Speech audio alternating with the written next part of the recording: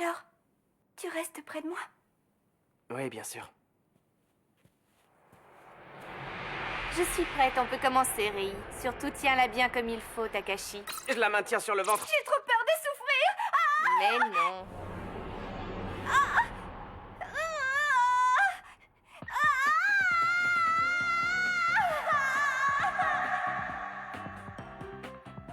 Saeko et moi étions arrivés au manoir Takagi depuis un seul jour. Et ces quelques heures avaient été pour nous la première occasion de nous détendre depuis le début de cet enfer.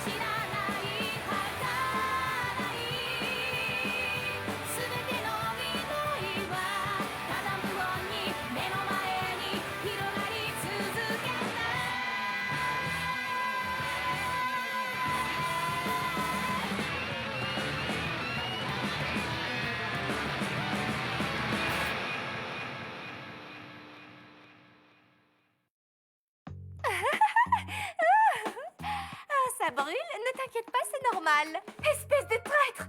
Comment ça? Je l'ai juste aidé à te mettre de longs gants dans le dos. C'est ce que je te reproche, justement. Mais il fallait t'en mettre, voyons. Réfléchis un peu à la situation. Et alors, qu'est-ce qu'il y a? Je te comprends pas. Il ne s'agissait que de me mettre un peu de pommade, après tout. Tu aurais pu le faire au lieu de demander à Shizuka. Quoi? Laisse-moi, s'il te plaît. Mais enfin, qu'est-ce qui t'arrive? Ce qui m'arrive? Tu m'as fait mal au sein en me bloquant si fort. Je vais me mettre de la pommade dessus moi-même. Sors d'ici! Ok. Ah, toute cette histoire juste pour de la pommade?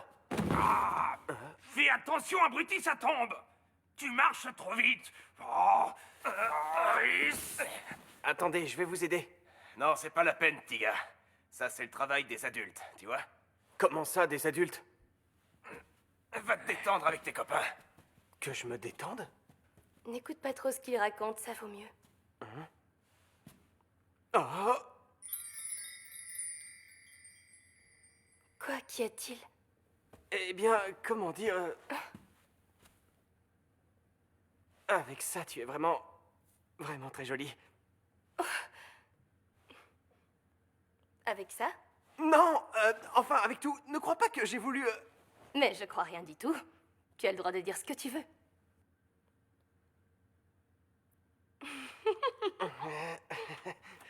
Quoi? Qu'est-ce qu'il y a? Racontez-moi, pourquoi vous rigolez? Qu'est-il arrivé de si drôle? Nous étions contents que tu ailles mieux, Alice. Voilà pourquoi on riait. Ah, c'est vrai? Oui, ça va beaucoup mieux, regarde. J'ai la forme.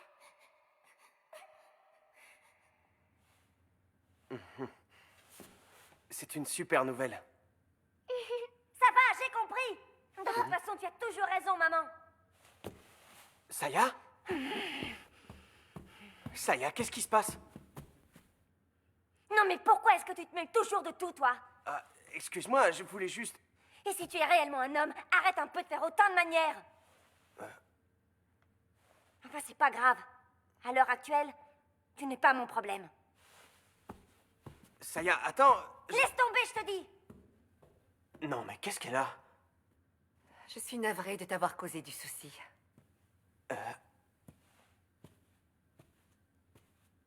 Mais non, ce n'est rien, voyons. Tu es peut-être habitué. C'est vrai que tu connais Saya depuis la maternelle, après tout. Oui, c'est vrai. Ça fait longtemps. Cet endroit est vraiment extraordinaire. Je savais que vous aviez un grand manoir, mais pas à ce point-là. Tu n'es jamais venu jouer ici? Non, jamais. Cette maison devait sans doute t'effrayer. Eh bien, j'avoue que c'est vrai.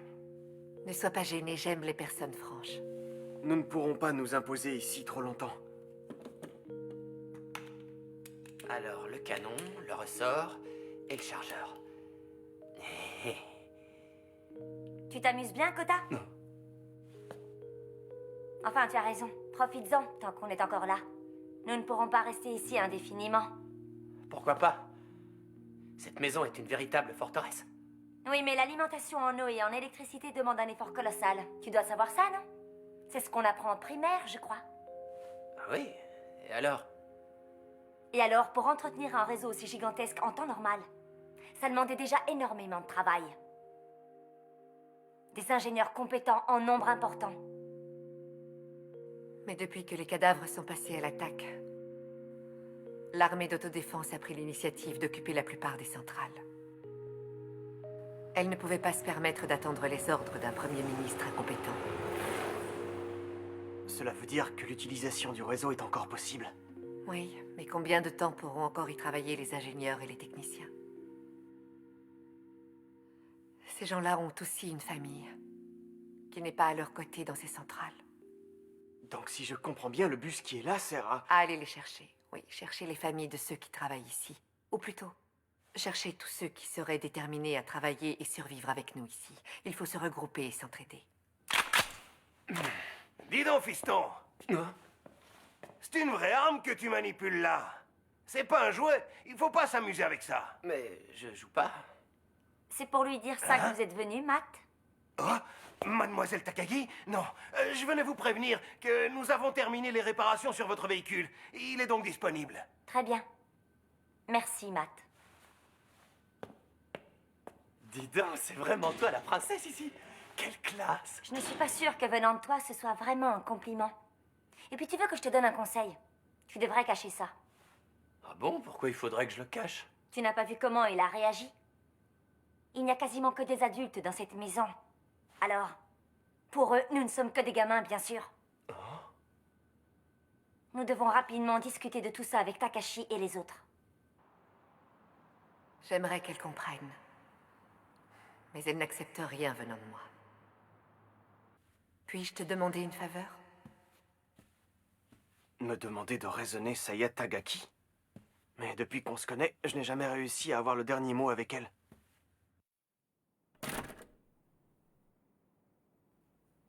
Vous n'auriez pas pu trouver un autre endroit pour faire votre réunion?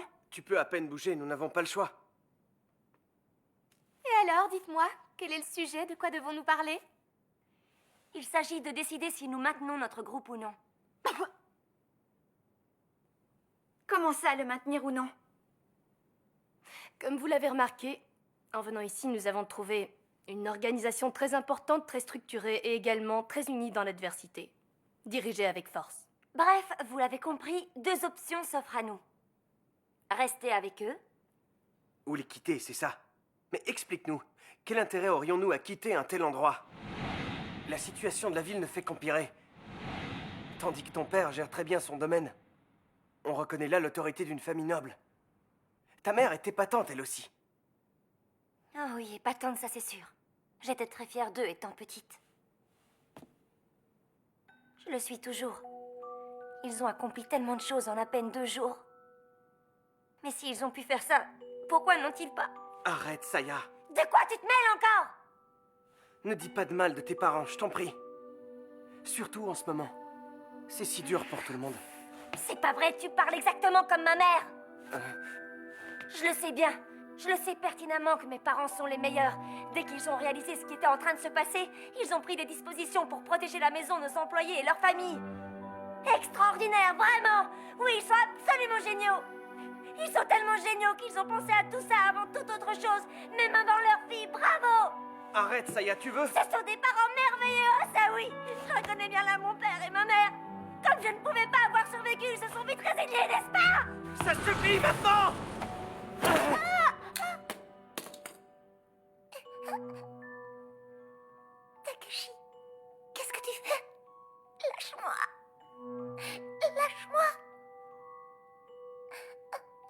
Takashi. Il n'y a pas que toi dans cette histoire. Il y a nous aussi. Nous sommes tous dans le même pétrin. Tu entends? Et ce n'est même pas vrai parce que toi au moins tu sais que tes parents sont en vie. Tu es la mieux lotie de nous tous. Et tu te plains.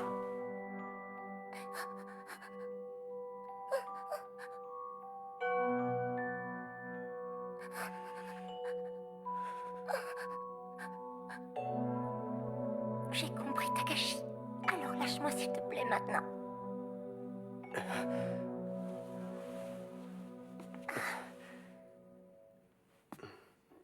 Pardon, j'ai eu tort. Oui, je crois en effet.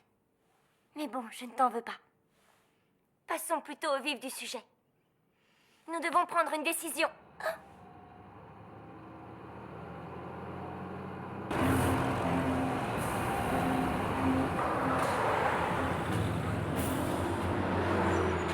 Ça doit sûrement être... C'est lui, l'ex-chef du clan Tokonosu et l'actuel chef du clan Tagaki en personne.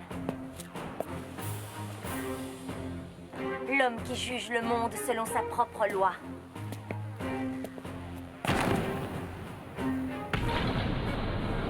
Mon père!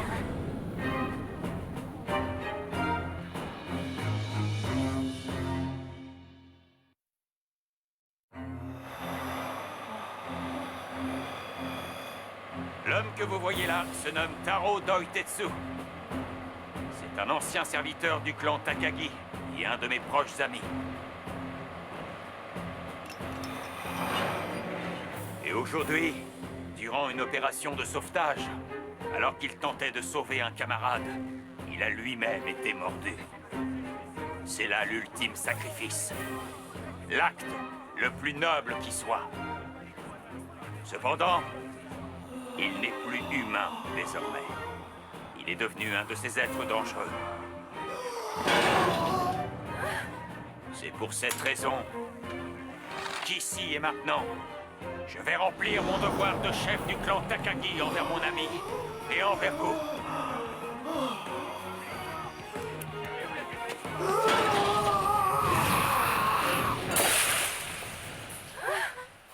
Pardon, mon bébé a fait tomber son biberon.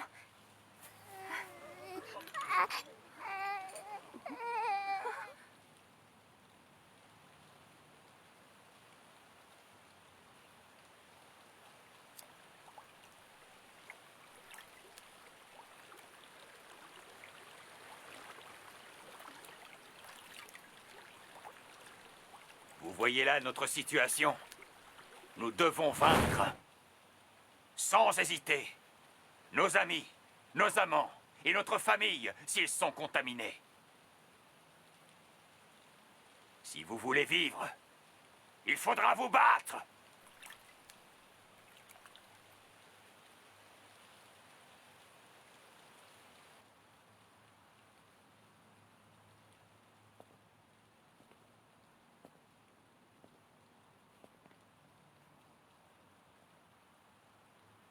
Qu'y a-t-il, Kota?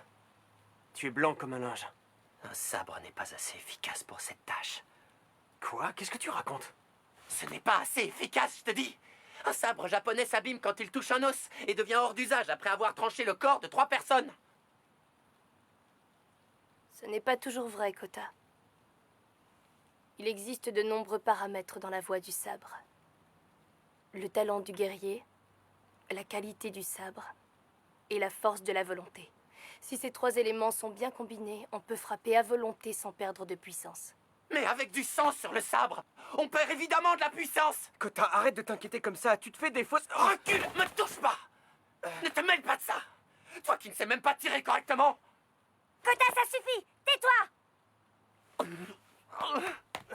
Kota, reviens!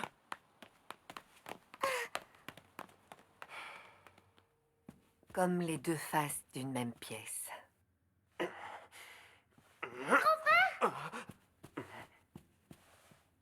Dis-moi, grand frère, tu t'es disputé avec Kota, n'est-ce pas? Non, pas vraiment. C'est juste... Enfin si, on s'est disputé, c'est vrai. Alors je vais te dire quelque chose d'important. Il faut vite aller faire la paix avec lui. Lui parler et lui demander ce qui ne va pas. Tu es son ami, alors tu dois l'aider. Ah oui, et tu crois que j'en serais capable? Mais évidemment, tiens. Et puis, n'oublie pas que tout le monde était vraiment sur les nerfs en arrivant ici. On a à peine eu le temps de se reposer. Et ici, la pression se relâche. Tu sais ce qu'on va faire? Je vais aller le voir et lui dire que tu as très envie de lui parler, d'accord? Zeki, tu viens?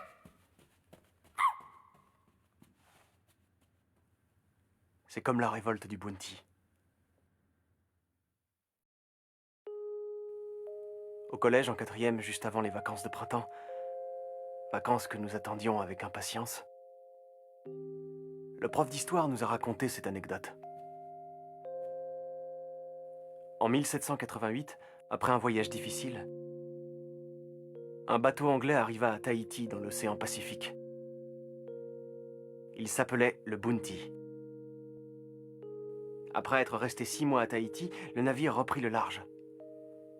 Mais 1 mois après le départ, une mutinerie éclata à bord. C'est qu'après s'être détendu à Tahiti, les marins avaient perdu de leur discipline. Ce professeur a comparé nos vacances au séjour des marins à Tahiti et nous autres aux membres de l'équipage du Bounty. Et voilà qu'aujourd'hui ce lieu est un peu notre Tahiti. La pression se relâche et le reste avec. Viens vite avec moi! C'est Kota, il a des ennuis! Vite, allez le voir! Il n'est pas par ici, c'est empoté. Oh.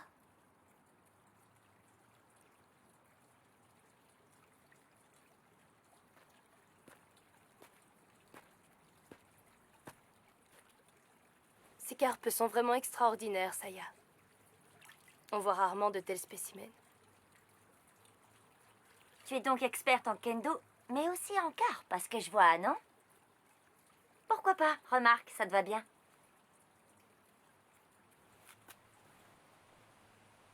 Écoute, Saya. Permets-moi de te dire que... je ne suis vraiment pas d'humeur à plaisanter. Non, non, je refuse. Pour qui te prends-tu? Donne-les-nous et tout de suite! Cher jeune homme, je ne sais pas si tu réalises très bien la situation. Nous sommes engagés dans une guerre où nous n'avons pas le droit à l'erreur. Alors obéis et donne-nous ces armes. Non, je peux pas. Quelqu'un me les a prêtés et je les lui rendrai. Et personne ici ne sait s'en servir mieux que moi. Je les connais par cœur. Tu as donc compris, toi aussi. Aujourd'hui n'est pas différent d'hier. Et demain sera comme aujourd'hui. Le bonheur qui nous semblait si naturel n'existe plus. Rien ne sera plus comme avant. Plus jamais. Le monde que nous avons connu est mort. Il a été détruit. Allez, occupe-toi de lui. Tu ne veux pas comprendre. Les caprices de gamin, ça suffit maintenant. Kota, que lui veulent-ils? Et voilà. Nous revenons sur ta question de départ, Saya. Ouais. Rester ici avec eux ou décider de les quitter. En sachant que quel que soit notre choix, toute notre vie en sera bouleversée. Que se passe-t-il ici?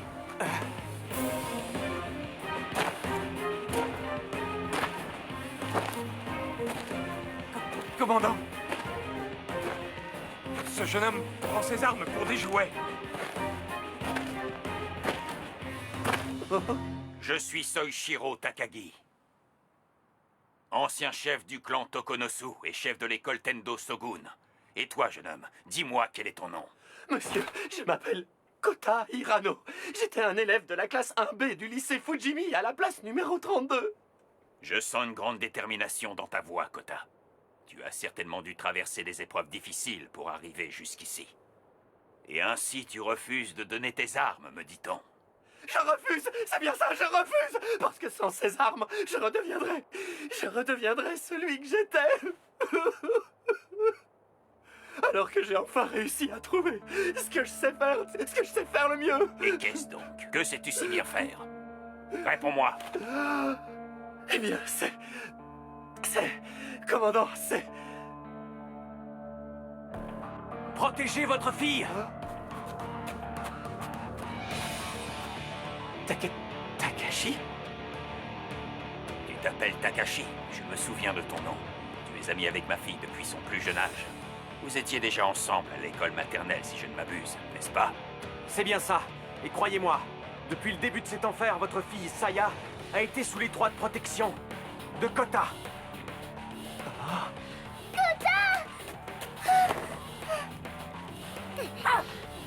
J'ai été témoin de sa bravoure, commandant Takagi. Et je peux moi-même en témoigner, papa.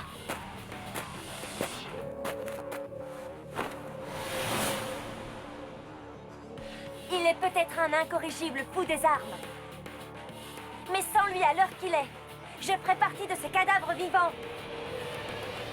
D'ailleurs, papa, qui m'a protégé alors que nous étions attaqués de toutes parts en ville? C'est bien Kota et ce n'est pas toi! Mon Dieu, Saya. Saya.